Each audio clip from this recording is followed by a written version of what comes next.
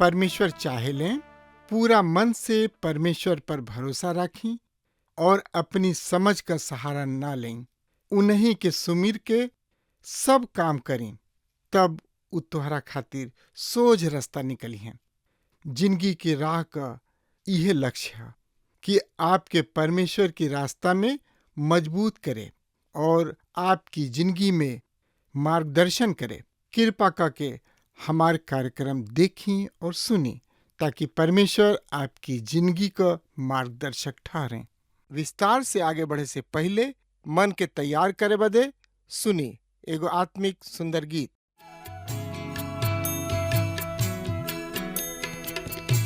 यीशु के शरणवा में शांति मिली है भाई, यीशु के आराधना में मन दा लगाई, यीशु के आराधना में मन दा लगाई, यीशु के आराधना में।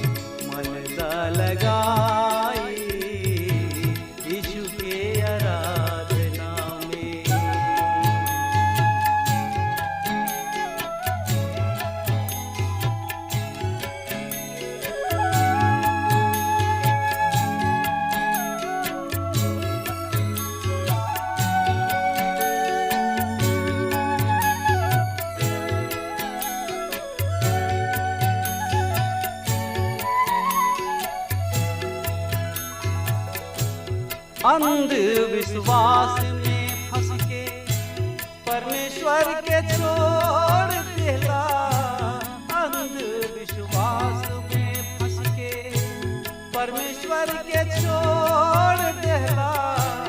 सोच विचार के देखा जिंदगी में का पैला, माटी के शरीर एक दिन माटी के शरीर एक दिन माटी हो जाई, यीशु के आराधना में मन का लगाई, यीशु के आराधना में मन का लगाई, यीशु के आराधना में।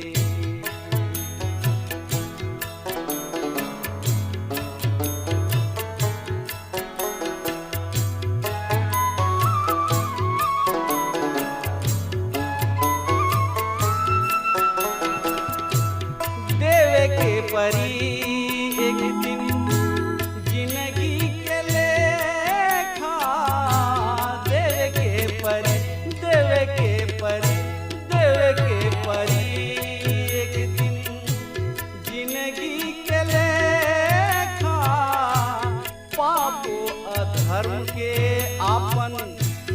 करमवा के देखा, पापो अधर्म के आपन करमवा के देखा, बाप पूत हित नाथ,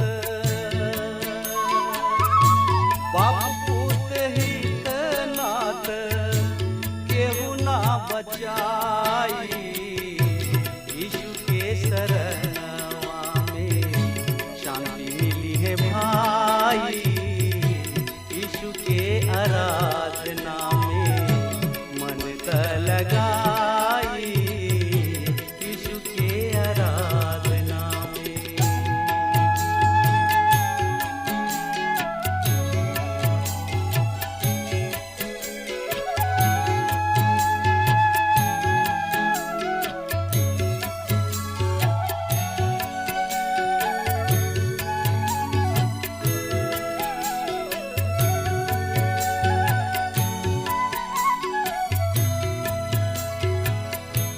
परमेश्वर पिता ई दिहलन सुंदर मनुष्य तन, परमेश्वर पिता ई दिहलन सुंदर मनुष्य तन, दारू गांजा भांग खाई के बिगाड़ देहला सुधा मन, दारू गांजा भांग खाई के बिगाड़ देहला सुधा मन, आखिरी में जीने की,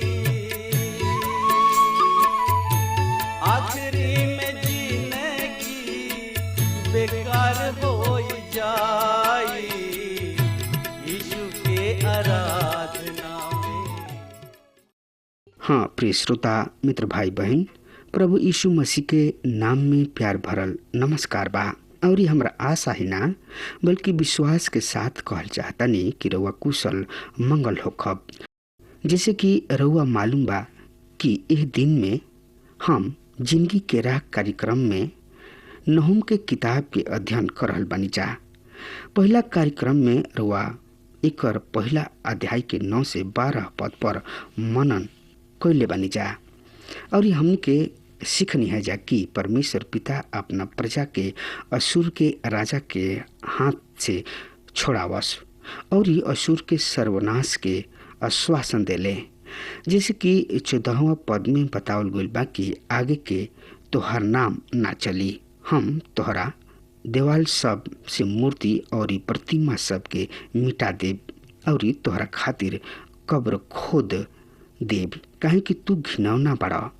और 15वां पद में उनका खातिर परमेश्वर पिता सुसमाचार के वचन के संदेश दिले और बतौले कि देख जन की शुभ समाचार सुनावेलन और यह शांति के घोषणा करेलन, उनकर गोड़ पर्वत पर बा।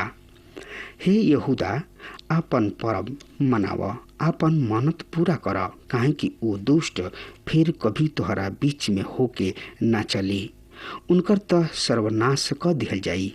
सो ये तरी हमनी के देखनी है जा, पढ़नी है जा कि परमेश्वर पिता अपना लोगन के जौन की ऊ चुनले बाड़न, बोलौले बाड़न, सदा रक्षा करलन और सर्वदा उनकर सुरक्षा प्रदान करलन और उनका शत्रु सबके उचित दंड भी देले। सो हमनी के रूपरेखा के अनुसार पहला अध्याय के मुख्य विषय है परमेश्वर के न्याय तथा भलाई, और यह न्याय तथा भलाई के परमेश्वर 99 के दंडित करे के द्वारा प्रदर्शित कैलन। और आज हमनी के दूसरा अध्याय के शुरू करे के, और दूसरा अध्याय के शीर्षक है श्रोता मित्र भाई बहन 99 महानगर के नाश करे के बारे में। हाँ श्रोता मित्र भाई बहन, हमरा आशा बा कि आज के जिंदगी के राह कार्यक्रम में तैयार बानी।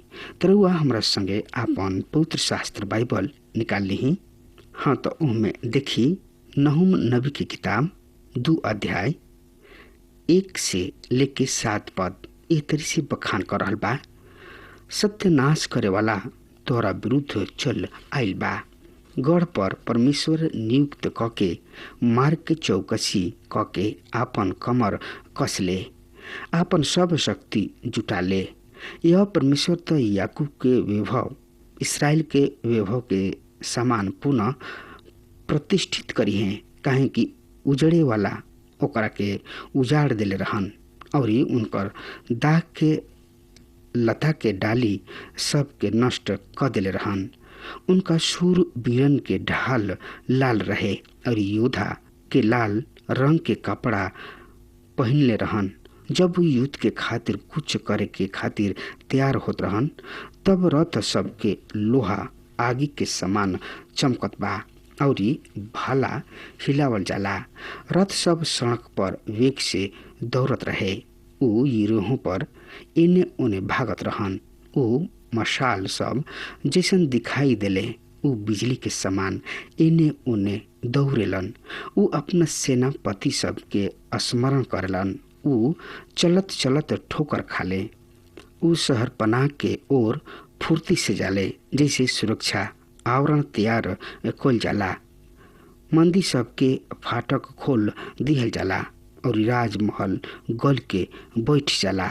उसे नंगा के बंधुआई में ले जाल जाई और उनकर दासी सब छाती पीटत पंडुकन के समान विलाप करी। हाँ श्रोता मित्र भाई बहन, परमेश्वर अपना वचन पर आशीष देस। मित्र, पहला पद में हमनी के बतावल गइल बा कि सत्यानाश करे वाला तोरा विरुद्ध चढ़ आइल बा। गढ़ पर पहरेदार नियुक्त कके चौकसी कके और कमर कस के आपन सब शक्ति के जुटा ले। मित्र, अध्याय 2 तथा 3 में 99 के विनाश के कार्यान्वित रूप देवे में हमनी के परमेश्वर के न्याय तथा भलाई के प्रदर्शन देखतानी जा। परमेश्वर केवल 99 नगर के विनाश के बात निखन कह रहल। परमेश्वर जैसन वो कहले ओकरे अनुसार वो कैलन और वो काम बहुत ही असाधारण ढंग से कैलन। हमनी के विषय है असूर के सर्वनाश। अध्याय 2 में नहूम नबी असूर पर भयानक दंड के नबूवत करताने। इतिहास यह नबूवत के पुष्टि करता और ई पूर्ति भयभीत बा। परमेश्वर पहला अध्याय में स्पष्ट करताने कि हम तोरा खातिर कब्र खोद देब, काहे कि तू घिनौना हवा। हमने के नहूम के पहला अध्याय के 14 पद में वचन के पढ़नी जा। दूसरा शब्द में परमेश्वर असूर से कह रहल बने कि हम तोहनी लोग के दफन कर देब और रुआ विश्वास करी कि ऐसन ही भइल। तब पहला पद में हमनी के पढ़नी जा कि सत्यानाश करे वाला तोहरा विरुद्ध चढ़ी आइल बा। हाँ श्रोता मित्र भाई बहन, ई वचन मांदी बेबीलोन के सेना सब के संदर्भ में बा, जौन की 612 ईस्वी पूर्व में साइरेसेस तथा नगो गप्पोलेसर नाम सेना अध्यक्ष के संरक्षण में असूर के विरुद्ध चढ़ के आयल रहे। ई बड़ा ही रुचिकर विषय है कि नहूम बहुते चूमे वाला व्यंग्यात्मक ढंग से असूर के बतावताने कि गढ़ पर पहरेदार नियुक्त क के।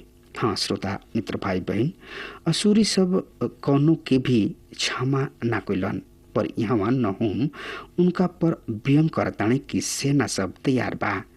बेबीलोन मंदी सेना सब युद्ध करे के आक्रमण के तैयारी में बा। अब तू अपना गढ़ पर पहरेदार नियुक्त कर, बच सकताड़ा तो अपना आप के बचा ल। असूरी सब के विषय में ई प्रसिद्ध बा कि असूरी सब केहू के भी ना बख्सले, केहू पर भी दया ना कैलस। उन्हीं लोग के विचार है कि ई उनकर राजधानी 99 अजय नगर है, ओकरा पर केहू आक्रमण नहीं कर सकत।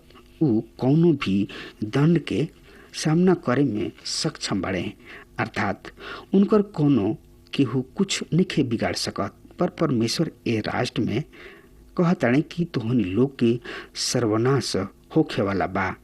दूसरा पद में हमनी के पढ़ रहल बनी जाए, यहोवा परमेश्वर तो याकूब के वैभव इसराइल के वैभव के समान पुनः प्रतिष्ठित करी हैं, काहे कि उजड़े वाला उन्हें उजाड़ दिले रहे और उनकर दाग के लता के नष्ट कर दिले रहे।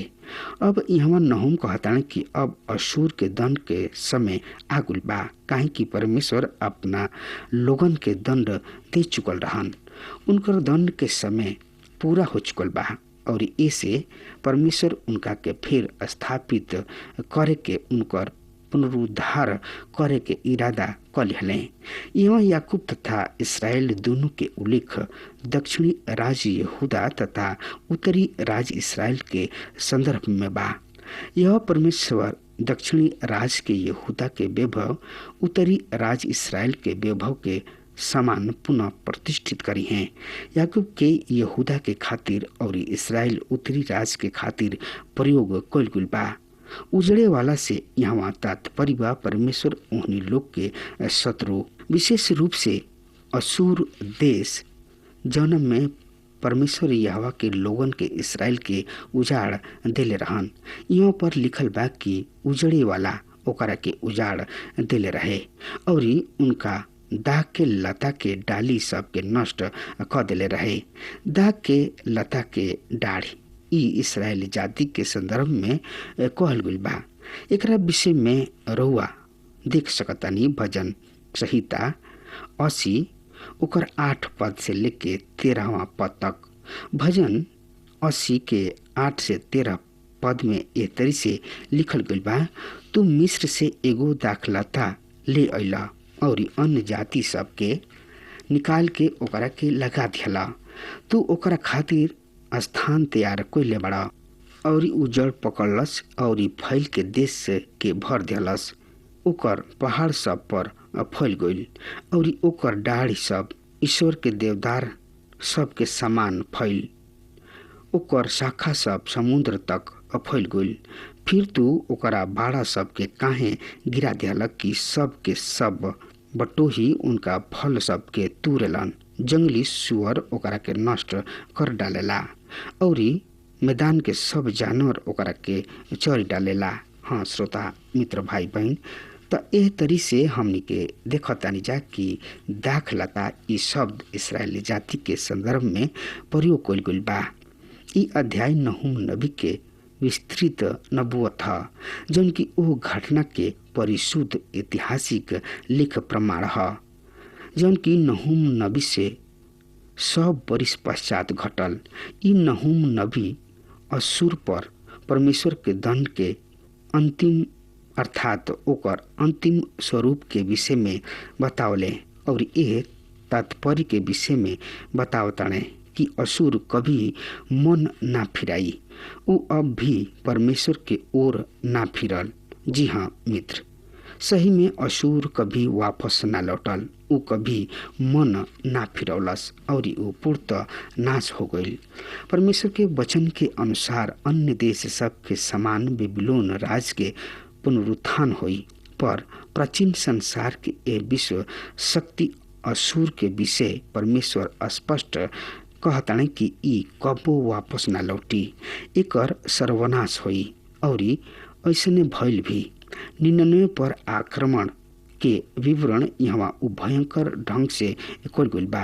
यहाँ अनुच्छेद गलतियों के पत्री के 6वां अध्याय के 7वां पद के गंभीरता के प्रकट करता।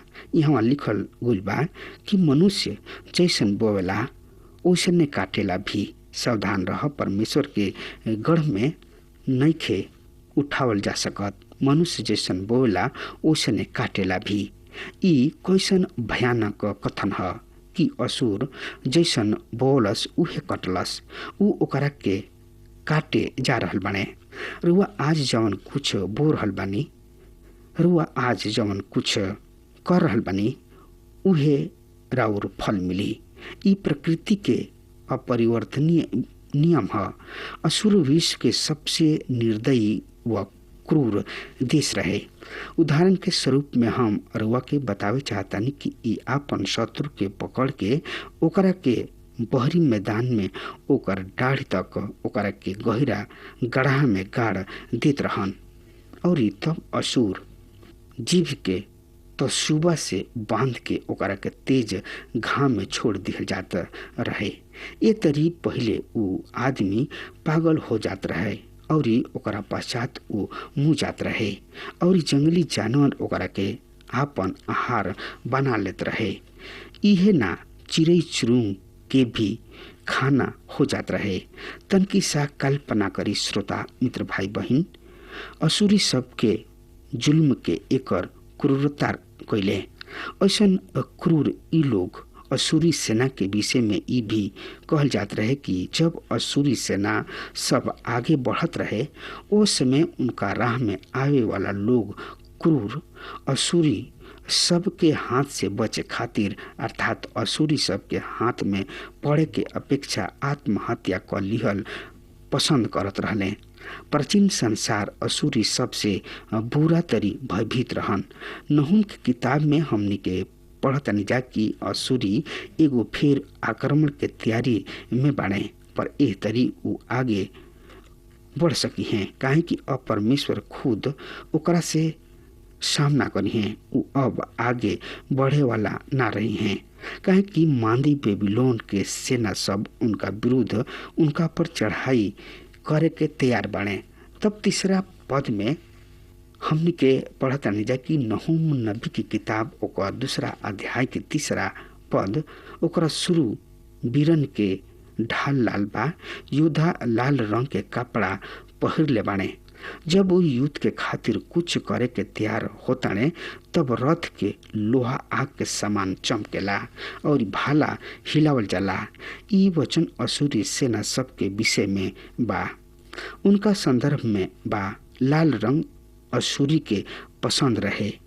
शत्रु के भयभीत करे के उद्देश्य से उ रंग के चुनले रहन। एकरा से शत्रु पर मनोवैज्ञानिक दबाव पड़त रहे। यदि अपना शत्रु के डरवा देहनी त और जीत निर्धारित होके के अवसर पड़ जाता। यहाँ पर हमनी के पढ़तनी जा रथ सब के लोहा आग के समान चमकेला। हाँ श्रोता मित्र भाई बहन, असुर अपना रथ सब के लकड़ी से ना वरन लोहा से बनवावत रहन। मिस्त्री लोग तो अपना रथ में लकड़ी के प्रयोग अधिक करत रहन, पर असुरी सब के रथ लोहा सब के बनल रहत रहे। और यहाँ पर ओ रथ सब के चर्चा कुल गुल बा। चौथा पद में देखी रथ सड़क पर तेज से दौड़ता। उ चौराहा सब पर एने ओने भागेला। उ मशाल जैसन दिखाई देला। उ बिजली के समान एने ओने दौड़ेला। नहूम नबी असूर के स्थिति के वर्णन करताणे और ई नबूवत करताणे कि उनकर का दशा होखे वाला बिया। ए पद के कोनो अन्य व्याख्या कइल न्यायोचित नइखे। नहूम नबी यहाँ असूर के रथ तथा उनकर शत्रु के रथ सब के बीच युद्ध के विषय में बता रहल बने। जब शत्रु असूर देश के विरुद्ध चढ़ के आई हैं, उनका अत्यंत सुरक्षित नगर निन्यानवे के सामना करे के रहे। यूनानी इतिहासकार डायोटारेस साइक्यूलस बतावलन कि 99 नगर में 1500 मीनार रहे और प्रत्येक मीनार के ऊंचाई 200 फीट रहे। पर शत्रु द्वारा घेराबंदी के समय टाइग्रिस नदी में बाढ़ आ गई और नगर के शहर पनाह जलमग्न हो गई, जौन की कार्य शत्रु खुद ना कर सकले। वो काम बाढ़ क्वेश्चन सर पनाह में चौड़ी दरार पड़ गई। दरार अतना चौड़ा रहे कि शत्रु सरलता से नगर के भीतर प्रवेश कर लिहले, ओकरा के अपना अधिकार में कर लिहले। नगर में प्रवेश करे के पश्चात जौन की स्थिति बन गई उनका विषय में यहाँ चौथा पद में बतावल गई बा। रथ सड़क पर वेग से दौड़ता। उ चौराहा सब पर एने ओने भागेला। उ मशाल जैसन दिखाई देला। उ बिजली के समान एने ओने दौड़ेला। हाँ श्रोता मित्र भाई बहन, शत्रु सिंचाई के खातिर प्रयोग होखे वाला नगर के खोल दिहले, जना से महल में पानी भर गई और ये ढंग से शत्रु 99 महानगर पर अधिकार कर लिहले। शहर पनाह के देवाल के दरार अतना बढ़ गई रहे कि शत्रु के रथ सरलता से भीतर आ जा सकत रहे। चौथा पद में जतना घटना के विवरण दिहल गइल बा उ कोनो अन्य घटना नइखे वरन रथ सब के युद्ध ह जौन की ओ समय असुर और उनकर शत्रु के बीच भइल। कुछ लोग ई मानलन कि चौथा पद के वचन मोटर कार अर्थात ऑटोमोबाइल के विषय में भविष्यवाणी है। ई नबूवत सबके व्यापारी सबके प्रति है। ई कुछ मनगढ़ंत लोगन के मन के उपज है। इंग्लैंड देश के प्रसिद्ध सेना अध्यक्ष सर विस्टन चर्चित कहले रहन कि मनगढ़ंत आदमी हम उनका के कहतानी जौन की विचार सब में परिवर्तन नहीं ले आ सकत। उ आपन विश्व ना बदलन। अनेक लोगन के नबूवत के क्षेत्र में ऐसन ही मन बा और उनकर ऐसन ही दशा भी बा। हाँ श्रोता मित्र भाई बहन, ये नबूवत के मोटर कार अर्थात ऑटोमोबाइल से कोनो संबंध नहीं के, कोनो रिश्ता नहीं के, काहे कि एक बड़ सरल जवाब बा। मोटर कार तो सड़क पर ऐसन प्रचंड रूप धारण न करला जौन के चर्चा ही हवा चौथा पद में एकोल गुल बा। मोटर कार एक दूसरा के साथ धक्का मुक्की ना करलन और इससे ई नबूवत ऑटोमोबाइल के विषय में नहीं के हो सकत। स्पष्ट बा कि नहूम के नबूवत शत्रु के वेग से दौड़त रथ सबसे संबंधित बा। नहूम युद्ध के प्रचंडता के विवरण दे रहल बने और उ कहतन कि रथ सड़क सब पर तेजी से दौड़ेलन। उ चौराहा पर एने ओने भागलन। उ मशाल जैसन दिखाई देले। उ बिजली के समान एने ओने दिखाई देले। उ बिजली के समान एने ओने दौड़ेलन। हम रुआ के पुनः स्मरण दियावे चाहतानी कि योना तथा नहूम की किताब साथ साथ बा। जवन कुछ रुआ योना की किताब में पढ़तानी उ सही में नबूवत निखे। उ योना के 99 से सुसमाचार प्रचार के प्रति यानी कि गतिविधि के लेखा है। योना उन्हें चितौले और संपूर्ण नगरवासी सब परमेश्वर के ओर मन के फिरौले और परमेश्वर उन्हीं लोग के क्षमा भी कैले और दंड ना दिहले। पर समय के बीतला के साथ साथ वो पुनः परमेश्वर से दूर हो गइलन और अपना वही पाप में सौना गइलन जौना के विषय संपूर्ण देश 99 नगर के विरुद्ध रहे।